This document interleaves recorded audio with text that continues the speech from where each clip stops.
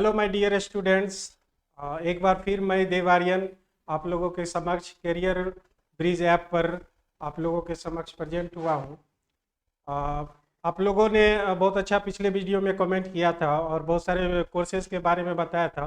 तो धीरे धीरे मैं इस कोर्सेज को आप लोगों के लिए प्रोवाइड करूँगा।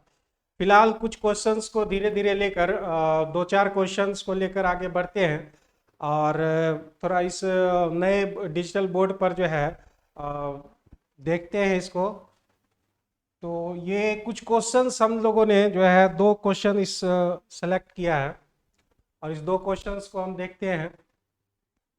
ये क्वेश्चन बहुत बार आप लोगों को जो है टाइम एंड डिस्टेंस चैप्टर में बहुत बार मिलने को आया होगा कि कुछ दूर जो है ट्रेन चलती है और फिर एक्सीडेंट हो जाती है और उसकी गति जो है रिड्यूस हो जाती है। उसके बाद जो है अगर वो एक्सीडेंट जो है कुछ दूरी पर बाद होता तो उस वो कब जो है अपने मंजिल पर पहुंचती, या फिर उसकी चाल बताइए या डिस्टेंस बताइए। ये क्वेश्चन बहुत बार आप लोगों ने देखा होगा। तो चलिए इस क्वेश्चन को हम सॉल्व करके देखते हैं। यहाँ क्वेश्चन में दिया गया है कि एक रेलगाड़ी 50 किलोमीटर चलने के बाद दुर्घटनाग्रस्त हो जाती है। यहाँ हमारा जो है 50 किलोमीटर लेते हैं, 50 किलोमीटर, और यहाँ ए पॉइंट से बी पॉइंट पर पहुंच जाते हैं।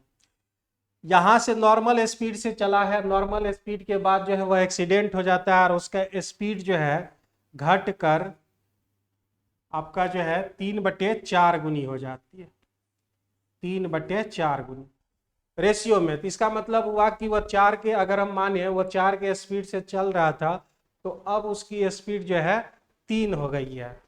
तो टाइम का रेशियो जो है इसका रेसिप्रोकल होता है, तो टाइम का रेशियो आपका हो जाएगा 4/3। इसका टाइम का रेशियो हो गया।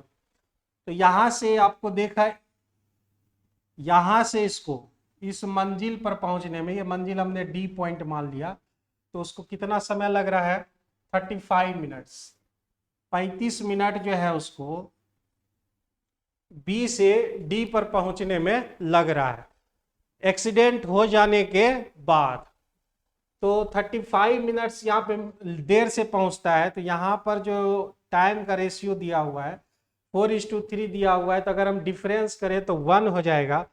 तो 1 आपका 1 में दिया गया है 35 मिनट्स हम लेते हैं, 1 में 35। तो हमारा नॉर्मल जो स्पीड था वो 3 था, तो नॉर्मल हमारा जो समय होगा वो हमारा 3 होगा। तो 3 में हमारा जो है 105 मिनट आपका हो जाएगा। यानी जो है अगर वो एक्सीडेंट नहीं करता है तो इस जगह से वहां पर पहुंचने में उसका नॉर्मल जो समय होगा 105 मिनट होगा। अब आगे देखते हैं, इस क्वेश्चन में आगे कह रहा है कि 24 किलोमीटर आगे चलकर, 24 किलोमीटर आगे चलकर अगर यह दुर्घटना हुई होती तो हम बी से सी पॉइंट मान लेते हैं। 24 किलोमीटर आगे, 24 किलोमीटर आगे जो है सी पॉइंट पर एक्सीडेंट हुआ, तो फिर से वही कंडीशन आपका सेट होगा कि उसका स्पीड जो है रिड्यूस होकर 3/4 हो जाएगा। 3/4, चूंकि जो है बी पर अब एक्सीडेंट ना होकर सी पर एक्सीडेंट हुआ है तो 3/4 हो गया है। यहां पर जो है इसका समय फिर वही 4:3 करेंगे। और आगे क्वेश्चन में दिया गया है कि गाड़ी गंतव्य स्थान पर केवल 25 मिनट देर से पहुंचती है, यानी यहां से सी से डी पॉइंट पे जाने में उसको देरी लगेगा 25 मिनट। तो यहाँ पर जो है एक के डिफरेंस में यहाँ हमारा जो है 25 हो गया। तो नॉर्मल टाइम जो है हमारा 3, तो ये हमारा 75 मिनट आपको लग जाएगा सी से डी पॉइंट पर पहुंचने में, अगर एक्सीडेंट नहीं हुआ होता तो यहाँ से 105 यहाँ दिया गया हमने निकाला है और यहाँ जो है आपका 75 निकाला है। तो इस दोनों के बीच का जो गैपिंग है, गैपिंग जो बीच का हुआ है वह हमारा कितना का हुआ है? तो ये हमारा जो है 30 मिनट का गैपिंग है। और वो किसकी वजह से हुआ, कितनी दूरी की वजह से हुआ है? तो इस दूरी की वजह से हुआ है आपका 24 किलोमीटर के डिस्टेंस की वजह से ये गैपिंग हुआ है। तो हमारा नॉर्मल जो स्पीड होगा चाल बराबर दूरी बटे समय। तो ये 24 किलोमीटर के वजह से हमारा जो टाइमिंग जो है इंक्रीज हो रहा है 30 मिनट। 30 मिनट हमारा जो है 30 मिनट। तो 30 मिनट को आप कहिएगा 1/2 आवर। तो आपका जो है स्पीड निकल जाएगा 48 किलोमीटर पर आवर, और यही आपका जो है आंसर हो जाएगा। तो एक बार फिर से इस क्वेश्चन को हम देख लेते हैं। ए से बी पर पहुंचने में उसको 50 किलोमीटर चला है। ए से बी 50 किलोमीटर चलने के बाद वहां पर इस पॉइंट पर जो है उसका एक्सीडेंट हो जाता है और उसका स्पीड जो है घटकर 3/4 हो जाता है। तो यहाँ से जो उसको समय जो लगना था, जो एक्चुअल समय था, उससे 35 मिनट वो जो है ज़्यादा लगता है। तो ये आपका जो है समय का रेशियो 4:3, एक में 35 तो 3 में आपका 105 मिनट हो जाएगा। तो 105 मिनट उसको जो है वहाँ से नॉर्मल टाइम लगेगा वहाँ पे। फिर उसके बाद 24 किलोमीटर हम आगे बढ़ते हैं तो एक सी पॉइंट है जहाँ पे एक्सीडेंट वो अगर होता, यानी बी के जगह पर नहीं होता, सी के जगह पर होता, तो वहाँ पे जो है वहाँ से उसको जितना नॉर्मल टाइम लगता है वहाँ से 25 मिनट वो ज़्यादा टाइम लगेगा। तो 3/4 उसी तरह से रिड्यूस होगा टाइम, सॉरी ये आपका स्पीड, और उसके बाद टाइम जो है 4:3 हो जाएगा। तो 1 में जो है 25 मिनट का देरी, तो हमारा 3 में जो है 75 मिनट, यानी सी से नॉर्मल उसका टाइम जो है 75 मिनट होगा। तो यानी बी से आपका जो है 105 मिनट, सी से आपका 75 मिनट, तो यहाँ पर जो है आपका 30 मिनट का जो है गैपिंग हो गया है। और ये गैपिंग जो है आपका 24 किलोमीटर की वजह से हुआ है। तो चाल लगा देंगे, चाल बराबर दूरी बटे समय, तो आपका 48 किलोमीटर पर आवर आ जाएगा। तो ये बहुत ही अच्छा क्वेश्चन है। इस टाइप के 2-4 और क्वेश्चन होते हैं, तो आप उसको नॉर्मल बना के देखिएगा किस तरीके से बनता है आपसे। बढ़ते हैं आगे। एक बहुत ही सुंदर क्वेश्चन है ये, पाइप एंड सिस्टर्न से। तो पाइप एंड सिस्टर्न 2018, 2016 एनटीपीसी में, 2018 में जो ग्रुप डी और एलपी के जो एग्जाम हुआ था उसमें भी ये क्वेश्चन बहुत बार पूछा गया है। तो इस क्वेश्चन को हम देखते हैं ये किस प्रकार से सॉल्व हो सकता है। एक दो नल दिए गए हैं, जिसको पहला को ए मान लेते हैं, दूसरे को बी मान लेते हैं।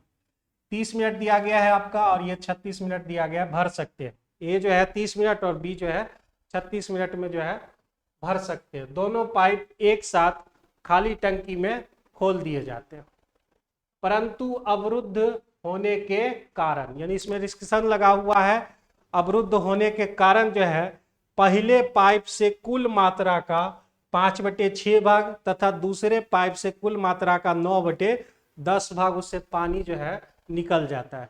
कुछ देर में पाइपों को साफ करने के बाद मतलब हुआ कि जो अवरुद्ध था उसको खत्म कर दिया गया है, और उसके बाद जो है 15.5 मिनट में, यानी 15.5 मिनट में जो है आपका टंकी भर जाती है। तो कहता है पाइप में पानी का पूरा बहाव कितनी देर बाद आरंभ हुआ था। तो कहने का मतलब है कि ये आपका वर्क हो गया मान लीजिए, और यहाँ पे ए और बी दिया गया है। ए का दिया गया है 30 मिनट और बी का दिया गया है 36 मिनट। ठीक है, एलसीएम लेंगे तो टोटल वर्क हमको मिल जाएगा 180।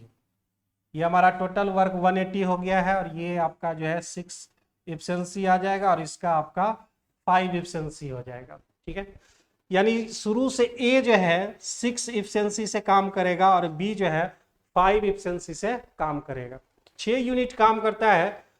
तो यहाँ पर जो है कुल मात्रा का पहले पाइप से 5/6 भाग निकल जाता है कुल मात्रा का। तो 6 का 5/6 भाग ये आपका पानी निकल गया है।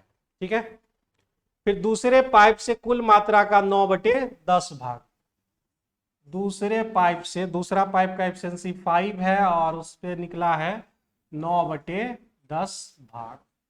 ठीक है, तो 6 आपका कैंसिल हो जाएगा, ये 2 हो गया, तो ये आपका जो है 4.5, तो यानी 19/2 यूनिट आपका पानी जो है बाहर हो चुका है।